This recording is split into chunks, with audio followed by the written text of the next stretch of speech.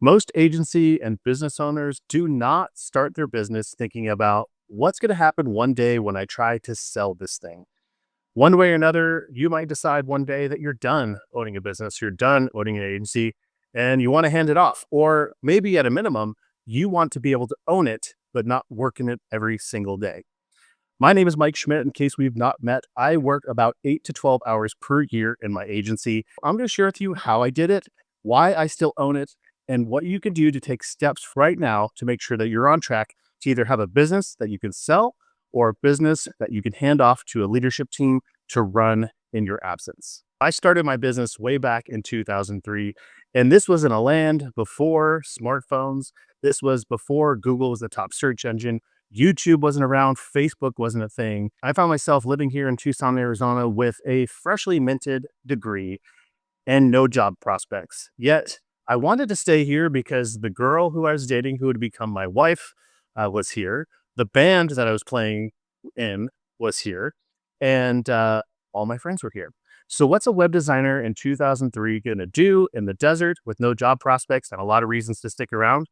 Well, he started a web design company.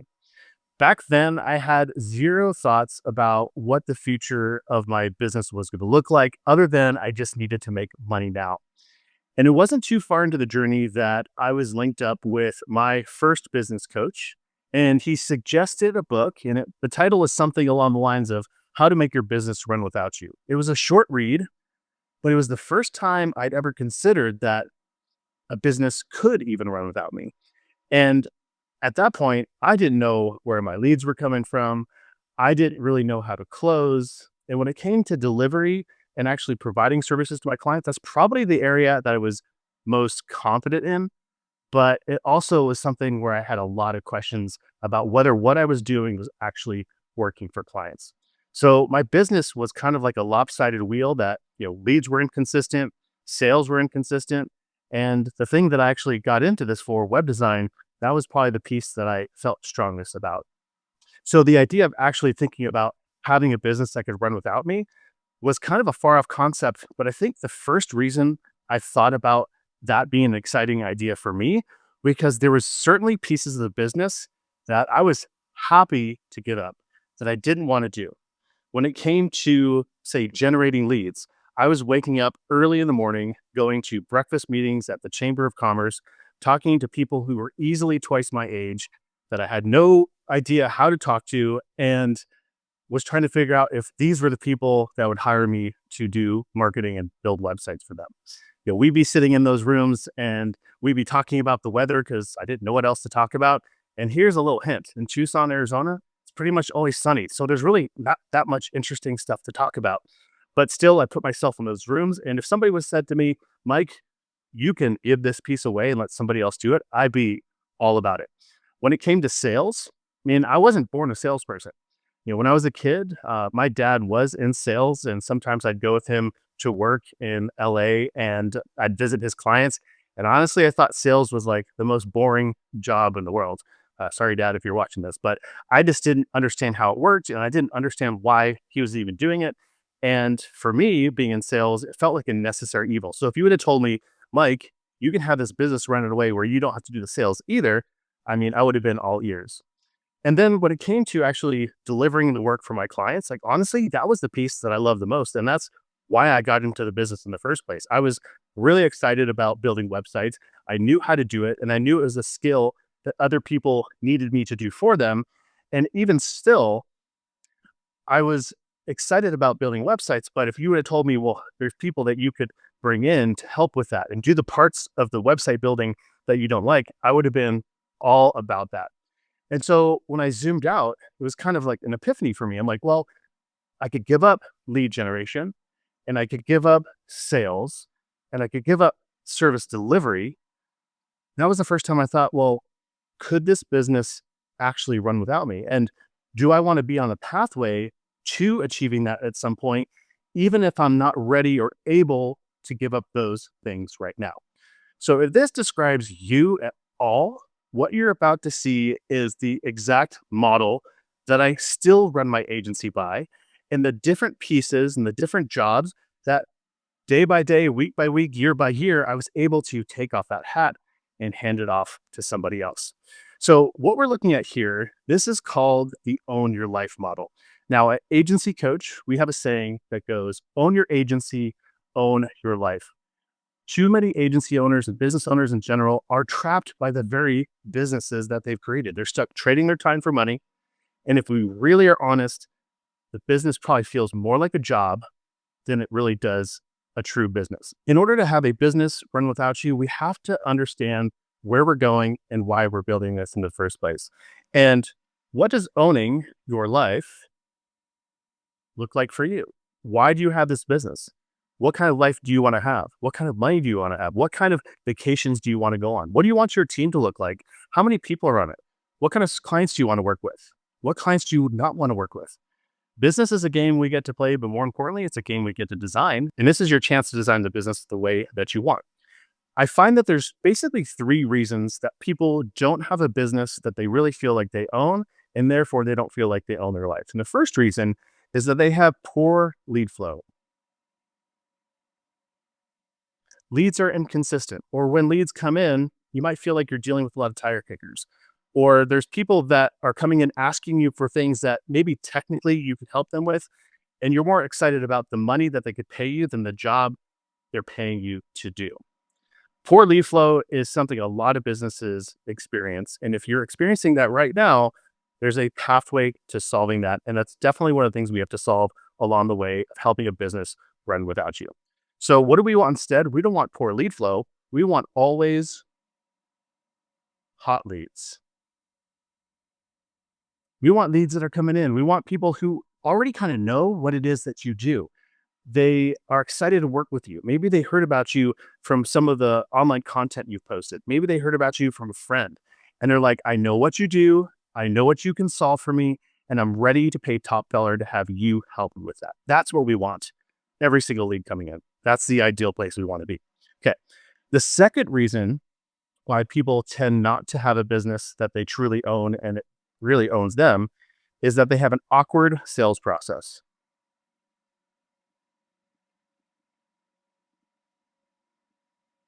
That is, even if they have a sales process at all. This is things like every time you meet with a client, it's a little bit different. Like somebody might come to you on Tuesday and get one price, and on Thursday, and somebody else gets a totally different investment for the project. You are kind of winging it. It's something where you're not sure what to say or how to say it. You're not sure how to communicate your value. You know that you do great work and you know that they are coming to you for help, but you're unsure how to connect their needs and their desires to the things that you know how to do. And you knew that if they just understood a little bit more about what it is you did and how you could help and the way that you saw their business, that they would happily take their wallet out of their pocket, hand over the credit card, and get jumping right in on your project. So we don't want an awkward sales process. What we want instead is effortless conversions. When somebody knows what it is that you do, they're excited to work with you. And it's clear that you've been around the block and you've got a lot of experience and you're describing their problems exactly as they understand them and they're ready for your advice and expertise. Sales gets a lot easier. And the good news is there's a simple way to create that. And if we want a business to run without us, if we want to be able to hand over sales, there's a couple of key things that we're going to need to have to make sure that it's in place. And we'll go through that in just a moment. All right. So the third reason that we don't own our lives as it relates to our business is that we have our doubts in delivery. Now, most business owners got into the business because they had some domain expertise. They understood something about building websites. They understood something about Facebook ads or marketing. And there's something that called to them and said, you know what? I know a lot about this, and I'm pretty sure other people would pay me to do it for them. And so this is oftentimes an area that we have a lot of confidence in. But nothing destroys sales faster than being doubting in your ability to deliver. And it might start as a small voice that maybe you do a project for a client and maybe they're not as happy as you thought they would be. Or you decide to expand your service line and you're like, I'm going to add a couple new things, and you're not as confident in the things that you're adding. And you decide to expand your service line and you're like, I'm going to add a couple new things, and you're not as confident in the things that you're adding. And you decide to expand your service line and you're like, I'm going to add a couple new things, and you're not as confident in the things that you're adding. to your services compared to the stuff that maybe you originally got in the business for. And so it's important that we fix any doubts in delivery because we don't want to doubt our delivery. We want to be able to deliver big and ideally work less. I'm wondering if you've ever been in a situation where you are about to close a deal with a client. Maybe their hand is on the pen and they're about to sign, and you have this feeling inside that says, I know I could deliver for them, but I know I'm going to be so much busier when they say yes. That them saying yes means that I've got to get to work this afternoon and I've probably just given up my evening or weekends. And I am just buried by the amount of work as it feels like I'm doing everything because I am doing everything, right? Because when it comes to delivery, not only do we want to do great work for our clients, we also want to be able to sell things while not having to depend only on us to deliver the work. So if you want to have a business that runs without your daily involvement, you have to figure out a way not only to deliver awesome work product, but also to be able to delegate and give the responsibility of delivery to other people or systems. Okay. So this is the map we're going for, guys. This is the plan. What we're going to talk about next is we're going to go through how to always have hot leads. We're going to go through how to have effortless conversions. And I'm going to show you how to deliver big and work less because all three of these pieces are incredibly important in order for us to make sure that we have a business that we're on the pathway to being able to run without us and even potentially be a very valuable asset that we could sell to someone else that takes it over one day when you decide, you know what, I've had enough. All right. So let's zoom in on this poor lead flow idea, and always hot leads is what we want instead. So the first thing that I needed to make sure was happening in my agency for this to actually work is that I needed to make sure that I was connecting with my ideal clients. I'm wondering if you've ever been in rooms or maybe generated leads online and you were hanging out in places where you just kind of knew that the folks that were in those rooms were the wrong people. I'll give you a very simple example. In the early days, I was going into rooms like Business Networking International, BNI, or local chambers of commerce. And the kinds of people that were typically in those rooms were people that were generally newer to business, or especially in the chambers of commerce, there were people who were like, they were higher up execs for companies, but they had no ability to hire me or any decision making around marketing. So the kind of leads I would often generate in rooms like that would be people who were not a good fit. Now, one day I was invited to a nonprofit board for the Boys and Girls Club. And in that room were some high level CEOs and C-suite executives who were all there to pour into this nonprofit organization. And as they got to know me and I got to know them and I sat next to them, they got to ask about my business. And I was in a room full of a target rich environment of people who not only were the perfect fit clients, but had the decision making power and the ability to actually hire me. And that turned into a massive amount of opportunity, massive amount of projects for my business. And so what it taught me was that being in the right rooms matters. And it's not just physical rooms either. When you're running ads, or if you're hanging out in online communities, Facebook groups or school groups, where are you providing value and where are you showing up? And are the other people there the kind of people that you want to do business with? It's really simple to do an audit to say, am I hanging around a physical or virtual place where my clients can see me and experience who I am so that way they want to raise their hand and do some work with me? Okay. So ideal clients is super important, number one. Number two is we need to automate relationship building. And so what I mean by that is leads are awesome. Well, you want to know what's other than leads? Prospects. Prospects are people who are actually in a sales conversation with us, where leads are people that maybe they could do business with us. I think a lot of businesses make mistakes. They do quote unquote lead generation, and they're actually expecting prospects. So the simple idea is that I might be in a physical or virtual room, or I might have people on my email list who are ideal clients. But the thing is that they don't know who I am. They don't understand what I do. And let's face it, they're not thinking about me. And so What are you doing in order to build awareness and build relationships with the folks who are in your world? Something very simple that I installed into my agency in order to help it run without me was doing email marketing to my list. And this wasn't just blasting out a newsletter and just promoting things. This was about providing value. It was educating them about the services that I offered and how it worked, making them a better buyer of my services. It was sharing stories about what lessons I'd learned in business to help them see the humanity. It was sharing resources that I found online that I thought they might also find interesting. And then it was finally asking them if they needed any of my help. And so the question is, the leads that are in your world, what are you doing right now to nurture them?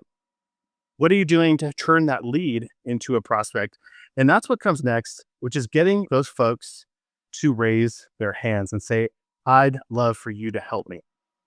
I said earlier that I was not born a salesperson, right? I don't identify as being one. Even today, I don't feel like I'm very good at sales. So I've had to get really, really good at getting people to raise their hand and ask me for help. Have you ever had someone come to you and say, hey, I heard you do this thing really well, and I saw what you did. Can you help me do the same thing? Like, how does that feel compared to you having to knock on that same person's door and saying, hey, did you know that I can help you with online marketing? Can I help you? Right?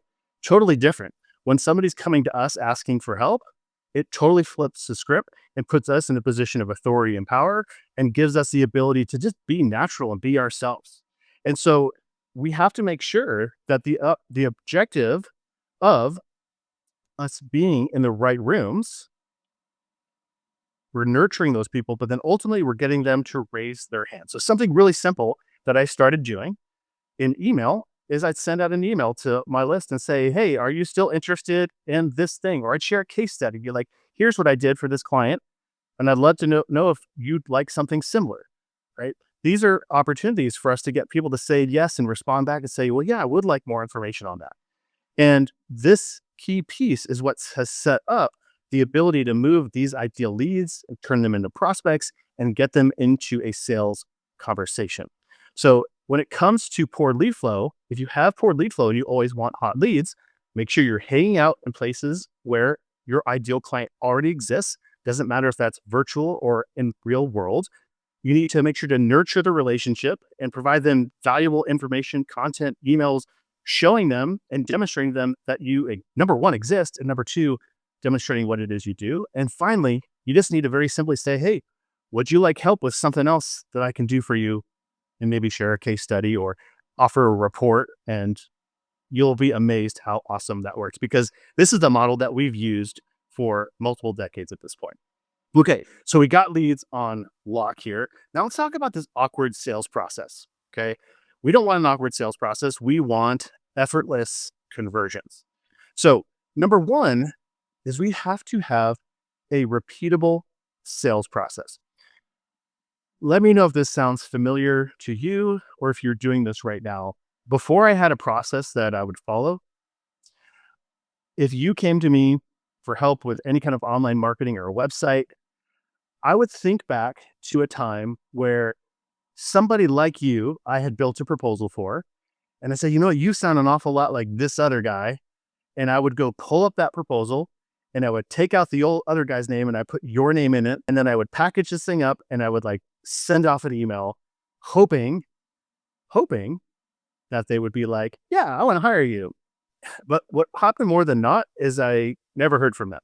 Right now, this process I just described is something we call a proposal grenade, where it's, I don't want to talk to you about numbers. I don't want to talk to you about pricing. You've asked for my help. I'm going to put together, I'm going to pull the pen, chuck it your way, and hope that it doesn't explode on me and that you don't get upset about what I recommended or the investment and that you'll just like magically think that was like the perfect thing and you'll like get back to me. Now I'll tell you sometimes that worked, right? But I'll tell you the number of times I actually was willing to sit shoulder to shoulder or on Zoom with a client and walk them through my recommendations and help them understand what it was I was seeing.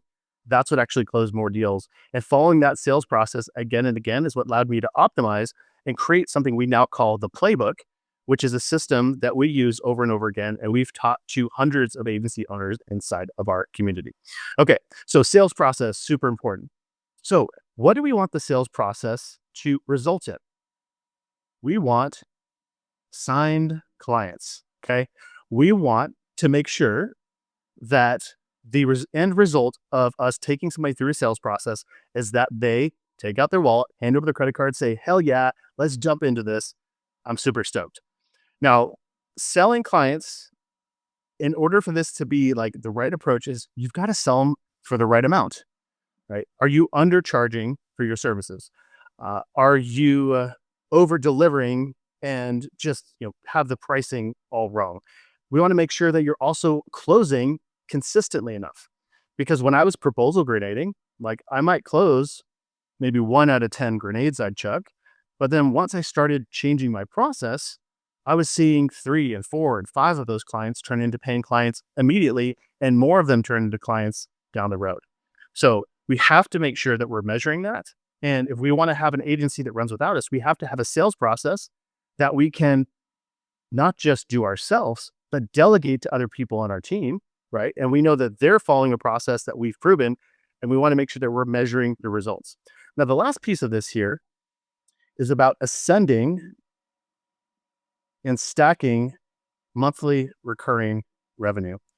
One of the reasons I can be with you here right now, and my agency is running without my involvement, is because we've built enough monthly recurring revenue in order to exceed our expenses, right? So that means that every month we start the month knowing how much money is coming in, and we've architected the business to know that our profit is covered, our expenses are covered, and the distribution I get as a business owner is covered as well and put into my pocket.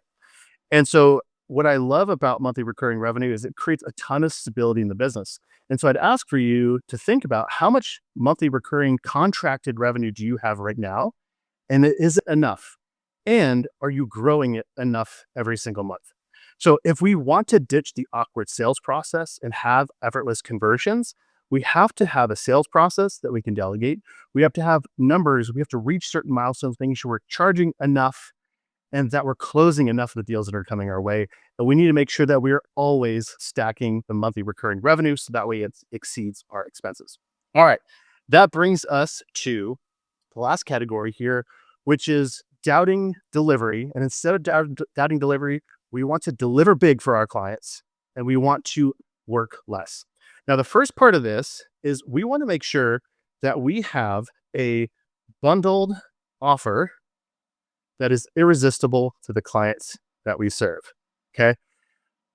Having a hodgepodge of services, website design, Facebook ads, all the different things that you can do. That's how I started, right?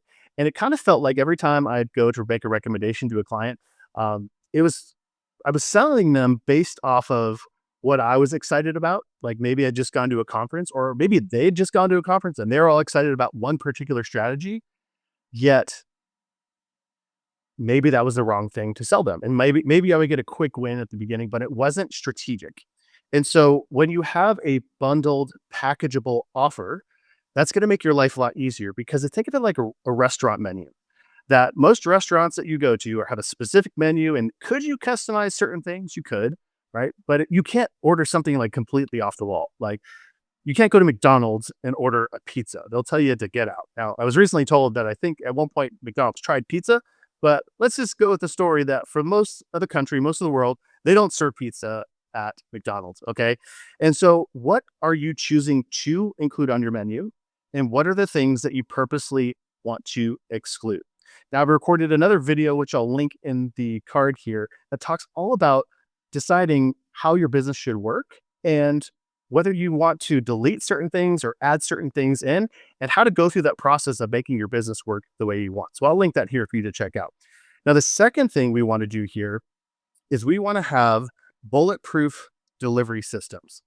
Now, are you winging the way that you deliver things? Do you follow a specific set of steps and processes? Could you give somebody else a checklist and say, here are the things, if we're going to build a website, if we're going to do local SEO, if we're going to do review and reputation management, here's how we do it.